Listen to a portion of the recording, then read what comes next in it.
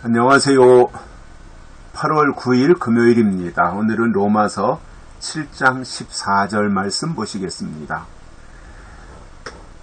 우리가 율법은 신령한 줄 알거니와 나는 육신에 속하여 죄 아래 팔렸도다. 아멘. 유효기간이라는 것이 있죠. 유효기간. 정해진 어떠한 일정한 기간이 지나면 파기하거나 또는 쓸모 없어지는 것을 이제 유효기간 이렇게 표시를 합니다. 백화점에 가서 식재료를 사든 무슨 음식을 사든 그것에 유효기간이 있어요. 또 뭐 과자를 사든 거기에는 반드시 유효기간, 우유를 사와도 기간이 표시가 되어 있습니다. 그때까지는 이 유효하지만 그 기간이 지나면 변질될 수 있기 때문에 이 섭취하지 않도록 권장하고 있는 것이 유효기간 제도이고요. 그래서 아무리 롯데백화점이 됐든 아니면 현대백화점이 됐든 고급 백화점에 가서 좋은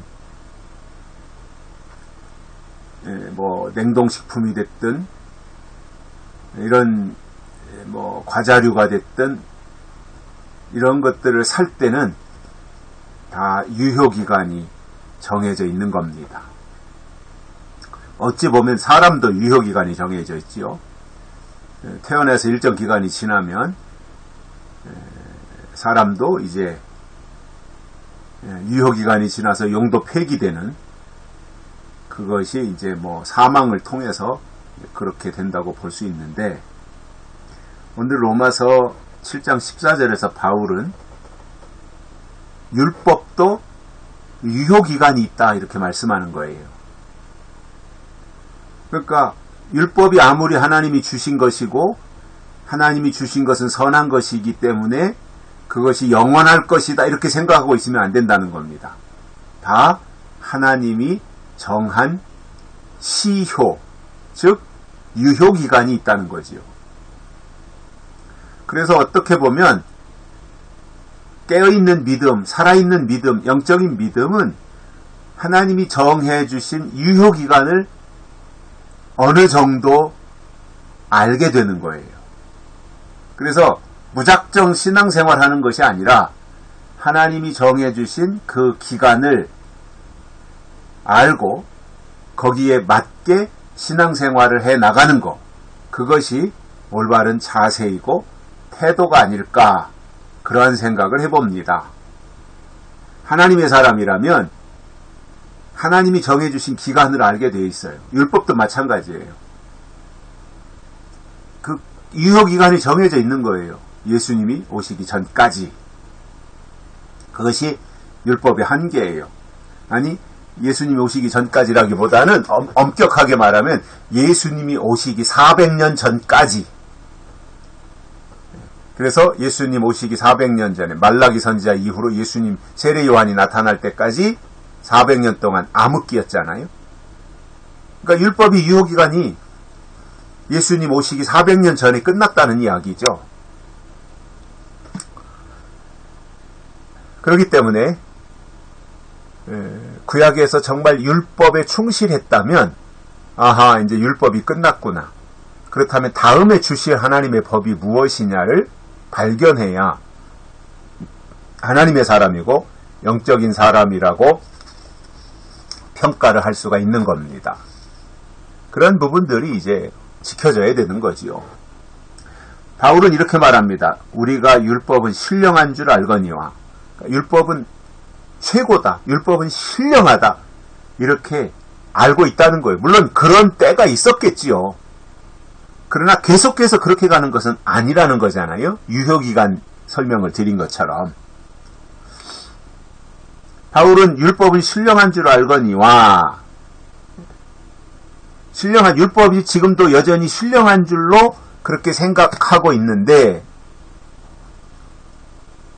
사실은 나는 육신에 속하여 죄 아래 팔렸도다. 율법이 신령한 줄 알았는데 결국은 육신에 속하여 죄 아래 팔려가는. 그래서